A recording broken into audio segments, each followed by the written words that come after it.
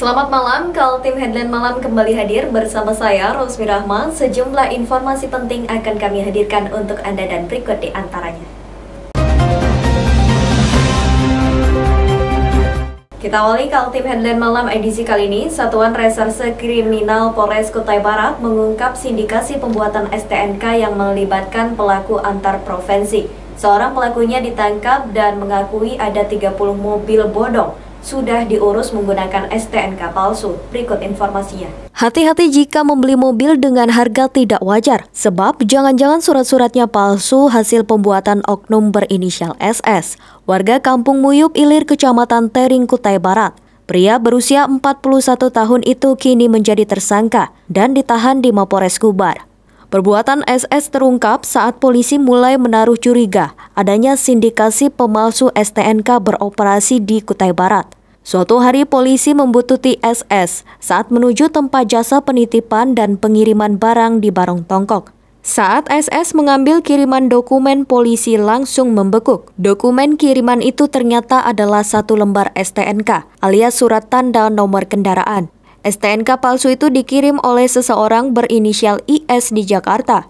Dari pengakuan itulah diketahui adanya sindikasi jaringan pemalsuan STNK yang melibatkan SS di Kubar. Bahwa kita mengamankan 1 orang atas nama SS, di mana pada saat personil Polres mendapat informasi akan ada pengiriman dokumen surat STNK palsu yang dikirim dari Jakarta, kemudian kita ikuti delivery sampai ke Tiki di Barong. Kemudian personel melakukan penangkapan di situ dan meminta kepada tersangka untuk membuka kiriman tersebut atau paketan tersebut. Dan setelah dibuka paketan, kemudian ditemukan 1 lembar STNK yang kemudian kita cross-checkkan kembali ke Samsat dan Satlantas kita. Ternyata dokumen tersebut benar palsu. Dari keterangan tersangka SS diketahui, dia bukan baru kali itu menerima jasa pengurusan STNK palsu. Jumlah mobil bodong yang diurusnya ada 30 unit dan 7 diantaranya diamankan pihak kepolisian. Salah satunya ada mobil merek Kaila dijual murah, yaitu hanya 60 juta rupiah, sementara STNK-nya dibuatkan oleh tersangka SS. Tersangka SS mengakui jika ada order dari warga mengurus STNK palsu, dia mengorder ke seorang kenalannya di Makassar bernama IS. Kemudian IS yang mengurus STNK itu, dan konon, sindikat ini memiliki jaringan hingga Jakarta. Polisi terus mengembangkan kasus tersebut karena diduga melibatkan sindikasi antar provinsi. Kapolres meminta kepada warga yang kehilangan mobil atau menjadi korban STNK palsu segera menghubungi Polres Kubar. Tersangka SS diduga melanggar tindak pidana pasal 263 ayat 2, Jo pasal 55 ayat 1 KUHP dengan ancaman pidana penjara paling lama 6 tahun. Tim Kaltim TV melaporkan.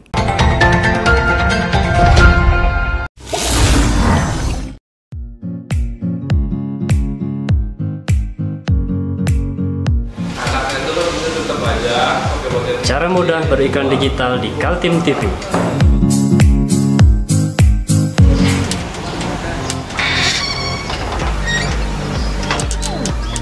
Yang pertama, jadilah sahabat Kaltim TV.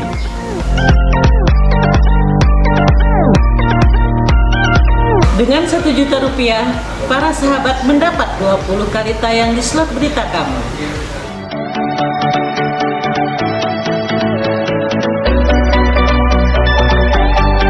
Dengan 20 detik dapat menjangkau 20.000 penonton.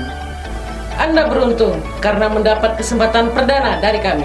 Ayo jadilah sahabat Kaltim TV.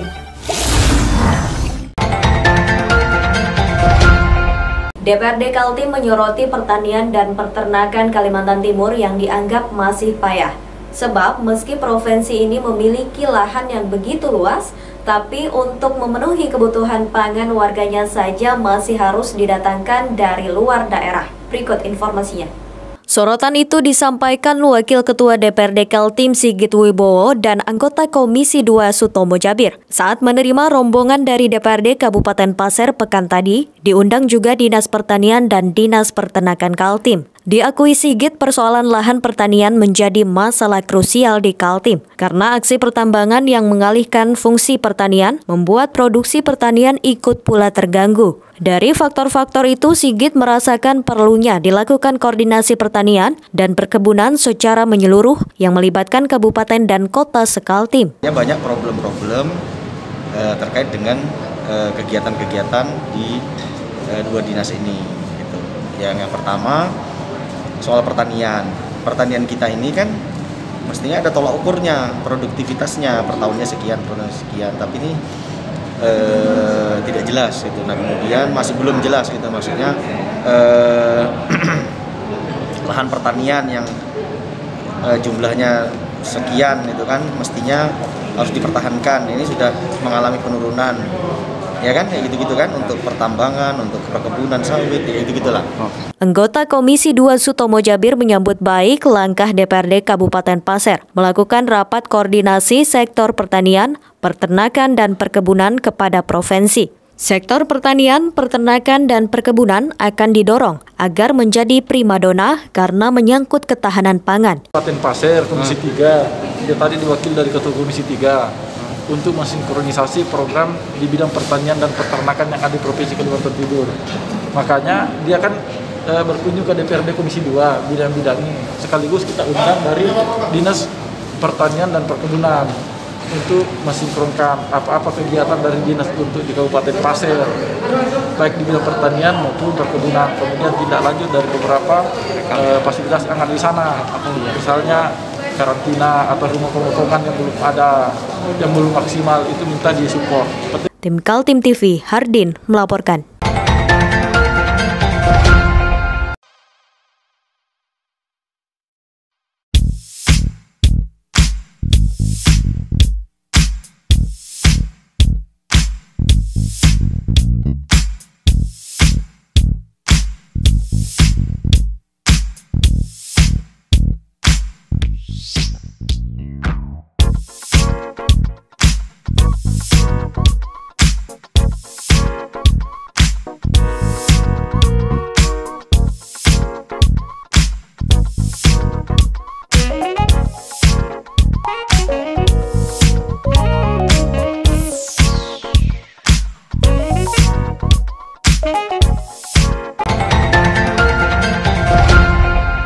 Tutup tahun 2020, seluruh kepala desa bersama BPD atau Badan Pemusyawaratan Desa wajib menyampaikan pertanggungjawaban atas kinerja mereka selama 1 tahun.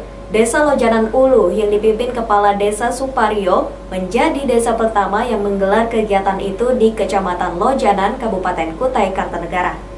Desa Lojanan Ulu adalah satu dari 8 desa yang masuk wilayah administratif Kecamatan Lojanan, Kabupaten Kutai Kartanegara. Desa itu sepanjang tahun 2020 mengelola dana pembangunan desa sebesar 4,4 miliar lebih. Kini, dari jumlah anggaran pembangunan dan belanja desa itu masih tersisa 212 juta. Kepala Desa Lojanan Ulu menyampaikan realisasi anggaran desanya tahun 2020 lebih dari 4 miliar. Mereka telah merampungkan berbagai kegiatan desa, mulai dari penanganan kasus COVID-19 sekitar 500 juta, hingga membangun 15 rumah warga yang sebelumnya dinyatakan tidak layak huni. Itu adalah kewajiban kepala desa, salah satunya adalah menyampaikan penyelenggaraan kepala desa itu kepada bupati termasuk laporan keuangan. Itu wajib. Dan kenapa tanggal ini sudah bisa, bulan ini sudah bisa melaksanakan itu, karena di lapangan juga selesai. Verifikasi dari kecamatan alhamdulillah ya selesai. Ya kenapa tidak gitu. Dan alhamdulillah beberapa kegiatan baik tahap 1, tahap 2, tahap 3 itu selesai semua sudah. Jadi ya kita laporkan aja, sehingga kita tinggal nunggu di kegiatan-kegiatan untuk tahun berikutnya.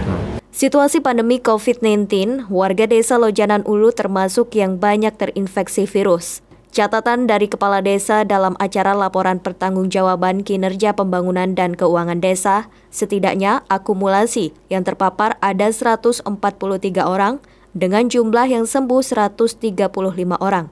Warga yang positif meninggal dunia 3 orang dan kini masih dirawat 4 orang. Camat Lojanan Muhaji mengapresiasi kinerja dari Kepala Desa Lojanan Ulu dan BPD serta para tokoh masyarakat. Desa Lojanan Ulu adalah yang pertama menyampaikan laporan pertanggungjawaban kinerja dan keuangan dibanding 7 desa lainnya. Tetap dengan terima kasih dan penghargaan yang setinggi-tingginya kepada Pak Kades dan BPD Desa Lojanan Ulu, di mana beliau telah menyampaikan laporan kinerja penyelenggaraan pemerintahan desa dan pertanggungjawaban keuangan desa di depan BPD dan seluruh masyarakat yang hadir. Ini artinya bahwa Pak Kades telah melaksanakan tugas dan tanggung jawabnya dengan baik dalam rangka penyelenggaraan pemerintahan. Karena memang di antara 8 desa yang ada di Kecamatan Lojanan, baru Desa Lojanan Ulu yang melaksanakan laporan pertanggungjawaban. Insya Allah nanti desa-desa yang lain yang... Tim Kaltim TV, Hardin melaporkan.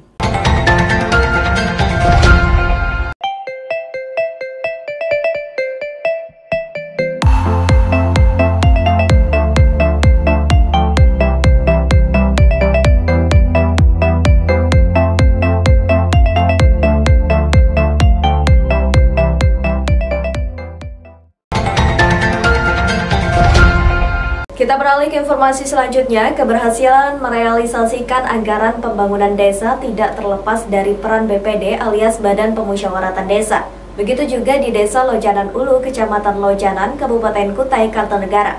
BPD di sana berperan besar dalam pengawasan realisasi anggaran. Sejak pemberlakuan Undang-Undang Desa Nomor 6 Tahun 2014, pemerintahan desa diberikan otoritas mengelola langsung daerahnya. Sejumlah anggaran pun ditransfer langsung ke rekening desa dan setiap tahun harus dipertanggungjawabkan oleh 2 komponen pemerintahan desa, yaitu Kepala Desa dan BPD atau Badan Pemusyawaratan Desa. Desa Lojanan Ulu, Kecamatan Lojanan, Kabupaten Kutai Kartanegara, tahun 2020 lalu menerima transfer anggaran desa senilai 4,4 miliar lebih. Dari nilai tersebut, masih ada silpa atau sisa lebih penggunaan anggaran sebesar 212 juta, sehingga siap digelontorkan kembali menambah anggaran desa tahun 2021. Kepala Desa Lojanan Ulu Suparyo sudah menyampaikan LPJ, atau laporan pertanggungjawaban di depan BPD dan juga Camat Lojanan serta tokoh-tokoh masyarakat. Penyampaian LPJ itu termasuk tercepat dibanding desa-desa lain di wilayah administratif Kecamatan Lojanan. Bila perintah undang-undang nomor 6 2014 kemudian dilaksanakan oleh Pak Kades melaporkan pertanggungjawaban pemerintahan desa akhir anggaran 2020. Mulai tahap pertama sampai tahap terakhir, dan alhamdulillah dibatasi paling lambat itu 3 bulan setelah berakhir, tapi ini baru berjalan 1 bulan terakhir sudah bisa dilaporkan, menunjukkan bahwa kinerja kepala desa adalah betul-betul dan sungguh-sungguh. Lebih-lebih anggaran yang kemarin itu pelot-pelotannya ada dikurangi karena memang dimasukkan di penanganan bencana COVID itu sampai 500 lebih. Dan alhamdulillah sampai hari ini tidak ada kendala, dan tadi dilaporkan pula apa yang dilakukan oleh Pak Kades bersama perangkatnya itu sudah mencapai 96% dari anggaran 2020 kemarin. 3 isu yang menjadi perhatian pemerintahan Desa Lojanan Ulu. Pertama, soal pandemi COVID-19 yang sampai sekarang masih menghantui. Kedua, pembangunan rumah layak huni warga miskin. Dan ketiga, masalah ancaman bencana seperti banjir dan tanah longsor. Catatan dari Kepala Desa, jumlah yang terpapar virus corona ada 143 orang dengan jumlah yang sembuh 135 orang. Warga yang positif meninggal dunia 3 orang dan kini masih dirawat 4 orang. 9 orang unsur BPD menyambut baik kinerja Kepala Desa Suparyo. Mereka mengapresiasi kerjasama selama tahun 2020, di mana BPD berperan sejak dari perencanaan anggaran hingga pengawasan pelaksanaan. BPD ikut memantau dan selalu mulai dari perencanaan, pelaksanaan sampai evaluasi, sampai visum terakhir BPD selalu ada di sana. Berarti selama ada kegiatan itu BPD dengan desa sinkron Pak? Sinkron, alhamdulillah. Karena memang sama-sama tahu tupoksi. Kita tahu tupoksi BPD, kepala desa juga tahu tupoksi sebagai pengguna dan pengguna anggaran itu. Kami sebagai pengawas. Atas apresiasi dari BPD, Kepala Desa Suparyo menyampaikan ucapan terima kasih dan siap melaksanakan amanah kembali untuk tahun 2021. Tim Kaltim TV, Hardin melaporkan.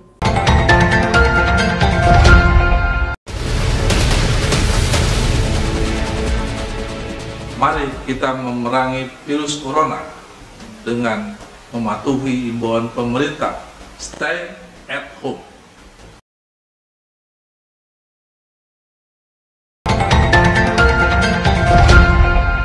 Bermodalkan tanda tangan dan dokumen perusahaan, seorang oknum karyawan sebuah perusahaan berhasil membeli mobil dengan cara leasing alias kredit.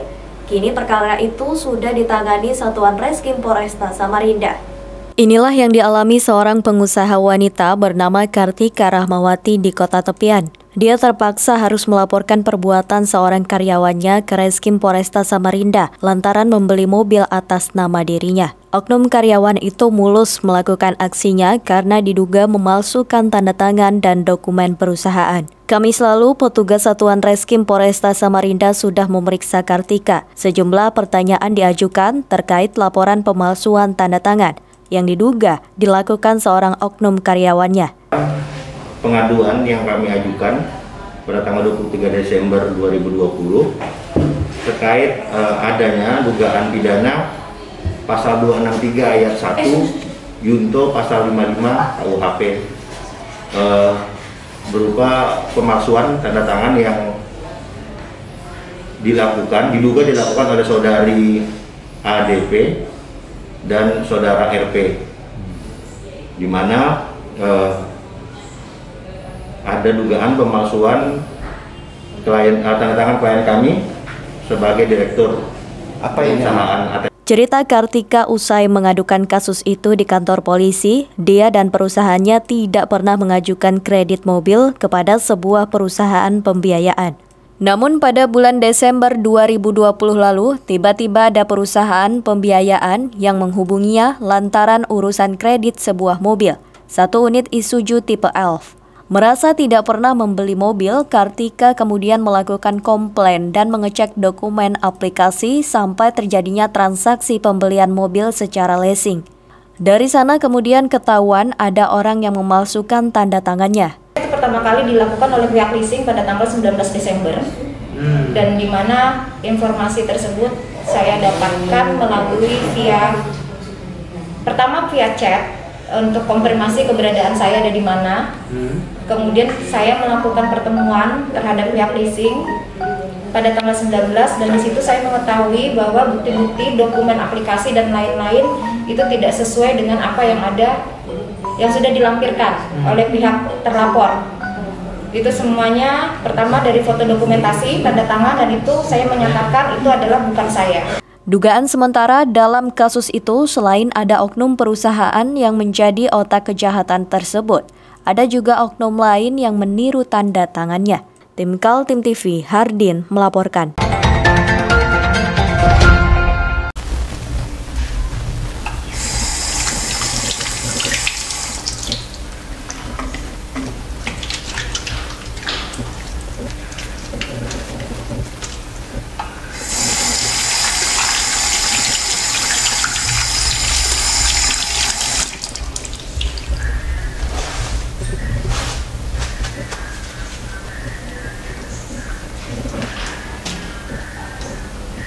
Meskipun di rumah saja, kita tetap selalu menjaga kesehatan, cuci tangan, menggunakan hand sanitizer. Ingat, mulailah dari diri sendiri. Demikian Kaltim Headline Malam edisi kali ini. Informasi lainnya dapat Anda simak melalui situs website kami www.kaltim.tv, channel YouTube dan fanpage Facebook Kaltim TV. Jangan lupa untuk selalu patuhi protokol kesehatan. Saya Rosmi Rahma bersama kerabat kerja yang bertugas pamit undur diri. Selamat malam dan sampai jumpa.